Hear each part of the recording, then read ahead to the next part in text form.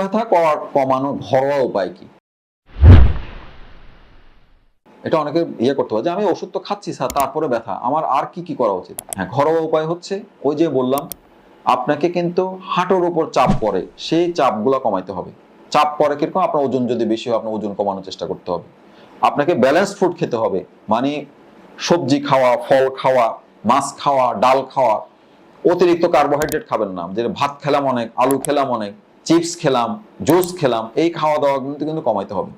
আর একটা ঘরোয়া উপায় কি, যেটা হচ্ছে ময়েস্ট হিট দেওয়া, মানে হালকা গরম পানি করে আমি টাওয়াল ভিজিয়ে বা একটা কাপড় ভিজিয়ে, ভিজা কাপড় দিয়ে আমি ডেইলি সকালবেলা 10 থেকে 15 মিনিট, আবার বিকালে 10 থেকে 15 মিনিট যদি আমি সেঁক দিই, সেটারও কিছু উপায় আছে। তৃতীয় ঘরোয়া উপায় কি, কিছু ব্যায়াম আপনার ফিজিশিয়ান বা আপনার ডক্টর আপনাকে শিখিয়ে দিবে। সেই ব্যায়ামগুলা অন্তত ডেইলি 2 থেকে 3 বার, অন্তত 4-5 মিনিট সময় নিয়ে নিয়ে ওই ব্যায়ামগুলো করা। এতে কি উপকার হয়?